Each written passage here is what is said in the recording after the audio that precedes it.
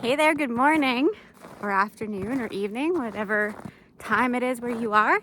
I'm Christy. Welcome to my channel. If you're new, it's great to see you here. And if you're returning, welcome back and I'm glad you're here.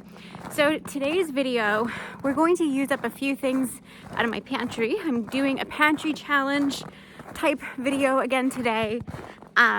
So there's a few things I'd like to use up. My eggs, my hens have started laying, so I'm starting to get a clutch of eggs, which is fine. I'm never going to complain about too many eggs, especially now. And we're going to use up some zucchini that was canned as fake pineapple. Fake pineapple, yes. So a year ago or 2 years ago, I grated up some pineapple and canned it in pineapple juice with some sugar and stuff like that, just to sweeten it up. And I made like a mock pineapple, shredded pineapple or crushed pineapple. And I think Rachel at this 1870s homestead had originally done this on YouTube, and I followed suit. Something I wanted to do, since I always use a lot of pineapple and crushed pineapple, and it's not always available here where I am. So we are going to use that in a square and use up some coconut. I have bags of coconut that I want to get rid of out of my pantry. So we're going to do that today. And we're going to use some homegrown vegetables and homegrown meat. And we're going to make a dinner. So let's go see how many eggs we have today and get these chickens taken care of. Oh, let's see here. Are you laying an egg? Good morning. Good morning. Hello, girls and boys. Is there eggs? I don't see any eggs. Oh, yep. One. These young hens, they keep burying the eggs in the straw. Okay, we'll check back later. We got one. You guys want some treats? Want some treats? Whoop.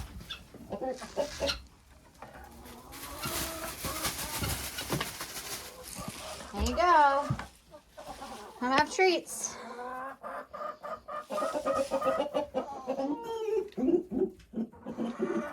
Chick, chick, chick.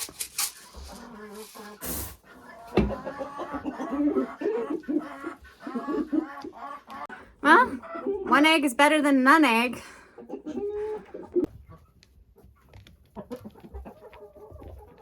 All right, so let's go get started on some in the kitchen homestead cooking. And yeah, I'll see you back here in a bit. So this here is the mock up pineapple. So it's basically grated up zucchini.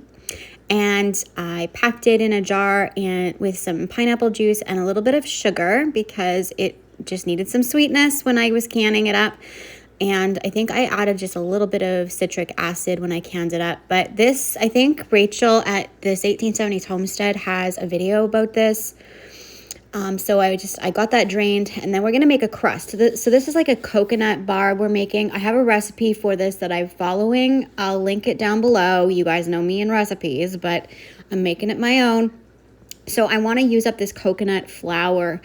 And so I did half of the flour it needs in coconut flour, and then I'm using coconut sugar. The original recipe calls for brown sugar, but I like to use coconut sugar because it has a lower glycemic index and it's just not as sweet. I don't like really sweet stuff all the time. And I found some pastry flour in the cupboard that I wanted to use up, so I did add some of that in there. But you could probably get away with just using any nut flour or grain flour you desire, or gluten-free kind.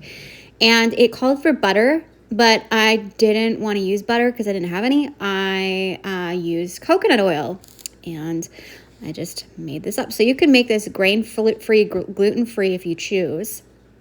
So I'm gonna bake this in my little square baking dish, and so I did spray it just in case, because I didn't have a lot of butter in there. It was just coconut oil, and I'm sure it would have been fine to not spray it, but it worked out great. And I pressed it firmly in here, and then I baked it It ended up baking, I think, for 15 minutes at 350, I think is what it ended up being. But they have the guideline in the recipe linked below. So now we're going to make a filling, and I'm using, my eggs are smaller because they're pullet eggs, meaning that these are the first eggs these hens have ever laid in their life.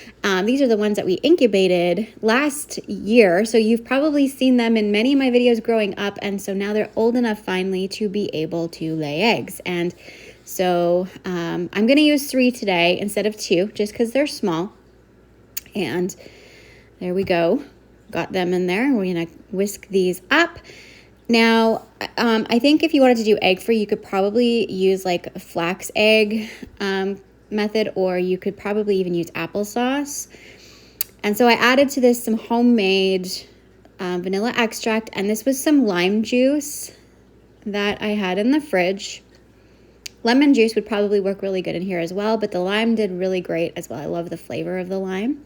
And this calls for white sugar, I think it was, or brown. No, it was white sugar. And I didn't want to use white sugar. I want to use this coconut sugar. Again, the glycemic index is lower with coconut sugar, and it's not as sweet, and I can still use the same volume.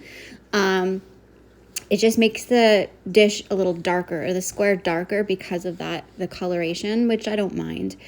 And then I added the coconut flour instead of traditional flour into the filling, and some salt.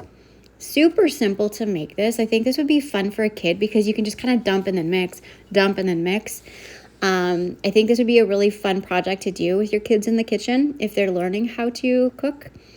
And then in place of crushed pineapple tidbits, I used the mock-up coconut, or mock-up zucchini. And then I added some unsweetened shredded coconut. The recipe called for sweetened coconut. I only have unsweetened. And I like it that way because this bar is really, really not sweet at all. It's like something you could probably give to a diabetic and they could have a pretty good portion of it. And that was my goal because I wanted to surprise somebody with a sweet treat that is diabetic. So anyway, that is the mixture. I found that it was a little bit too thick because it was hydrating that coconut, and I did add a little bit of the juice from the canned pineapple or canned zucchini that I made. So the crust come out of the oven, it looked great, and I just put that right on top. I didn't let it cool or nothing. I just put it right on top and then popped it back in the oven, and it ended up baking, I think, for 40 minutes at 350, I believe it ended up being. And it was great, but I would follow the instructions in the recipe because I mean I used an extra egg and all the different things. Oh yeah, I did. I forgot about this part. I sprinkled the top with coconut. So it once I brought it out, it set, and it's a really nice square. It's really delicious. I very much enjoyed this. Actually, everybody did. Tyson even tried to grab some for his lunch, and I should have took a picture of it. There was like fingerprints in it because he thought it was cut and it was dark, and he was trying to steal a little snack, and he like a kid would put their hands in it. My husband did that. He enjoyed it. So let's see what Chaz has to say about this.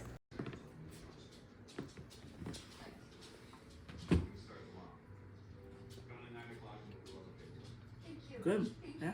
You like it? I do. Does it taste like zucchini? No. Does it taste like pineapple? Coconut. Coconut? Mm-hmm. You can't taste any pineapple? A little bit. But no zucchini? No. Huh, fooled you again. Yeah. How many Chaz stars does it get? 10. 10? Yeah. 10 stars to eat vegetables. Mm-hmm. Parent win, right? Mm-hmm. Okay, thank you. So let's make some dinner. This is my favorite way to do chicken drumsticks. Now, some of these are actually the ones we raised, and some of them are store-bought. I package all of my stuff the same, and it just got all put into one thing. But the smaller ones are the ones that we raised out of our chickens, and I did a processing. I processed those chickens this fall, and there's a video on that. I can link it. And then we're gonna use the rest of Happy Cabbage. And if you've been following me for a while, I've had this cabbage since last spring. It's the Happy Cabbage, and I've made 8 meals. This was the 8th meal I've made out of this cabbage tonight. Amazing. I love this variety, and I'm gonna definitely be growing it again. So we're gonna make like a Ichiban salad, and I'm not sure, there's all kinds of different names. We call it Ichiban salad here where I'm from. So basically I shredded up the cabbage and I shredded up some carrots. These were also homegrown carrots that I have stored. The best way to keep carrots is in a fridge, in a bag with some paper towel, so they go into, like moist paper towel, so they go into a dormancy. This is actually, I didn't have any onions, so I did some freeze-dried chive tops, and I dumped that in there, and then I'm going to crush up some of these Mr. Noodles, Ichiban noodles, ramen noodles, and I realized that I needed one more pack. One pack was not enough for this volume, so I did two. I did one in a vegetable flavor and one in a chicken flavor, and I do use the seasoning packets in this recipe to make the dressing, so I did put those to the side and keep them. But you can use whatever. You could use shrimp, beef, whatever flavor you want. So these mushrooms, I'm not sure if these are ones that I foraged off of my lawn or these were from the case, but I only had freeze-dried mushrooms. So what I'm doing is I'm going to flash hydrate these. Those are going to go for storage for later, but I'm basically breaking these up into smaller bits, and then I'm going to flash hydrate them, because if I put these in freeze-dried without any hydration, they will just absorb all of the sauce from the dressing, and they will get really salty. I've made that mistake before, but if you like really salty mushrooms, that's fine. But I just kind of quickly gave it a little bit. I put the seasoning packs in the measuring cup with some rice vinegar and some soy sauce as well, and some sesame oil. I will link a recipe below for this recipe as well, a guideline. And then I also added some olive oil and honey. This is local honey from one of our local honey producers. Really great honey to have. It's unpasteurized, which means it has all of the health benefits. When you buy honey, you want unpasteurized honey. I added some celery salt and some granulated onion and granulated garlic to the sauce as well, and just made sure that I got all the lumps out. The honey dissolved nicely. Creamed honey would actually work really good for this, but I like using my raw unpasteurized honey because of the health benefits that you get from actually consuming it. So I needed to bulk up my dressing, so I added water and just poured it on top. There was a few little pieces of honey, but it works in. It's fine. Doesn't have to be perfect. And anyway, just mixed it all in, and let's get working on these potatoes. Now, these potatoes we grew. If you followed along, Chaz and I did a planting video on these potatoes, and I'm not sure if I'll link that, but if I can find it, I'll link it below of us planting these potatoes last spring. But basically, I'm just going to air fry these. So I put a couple tablespoons of oil on top of these. It was olive oil, and I gave it a little toss with some Lowry's seasoning salt, some pepper, and then this is a salt-free, like no salt added all-purpose seasoning. It just has a bunch of herbs in it. You could use whatever it's kind of like an Italian or whatever kind of seasoning you want.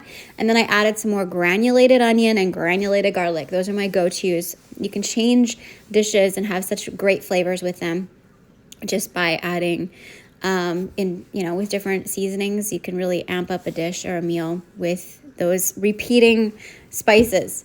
So basically, this is how it looks. I did air fry the potatoes in a rotisserie basket and in the air fryer, and then I just pulled out the chicken. The chicken, it has a really nice crispy, crusty skin, and there it is. That was dinner. It was so good. Very, very delicious.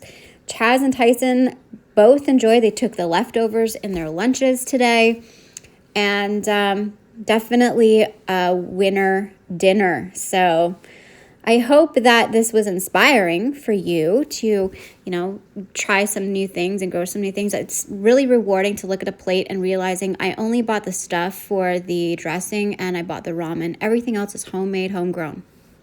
Well, I'm so thankful that you stuck around and watched this video and hung out with me today. It's very, I love being able to grow my own food, preserve my own food, be creative, and share that with you. I enjoy having like-minded people in my community just like you, and I appreciate you being here. I hope that something along the way inspired you either to grow a variety or try a new canning method, to put something up on your pantry that you maybe not had thought about doing before. Getting creative, you know?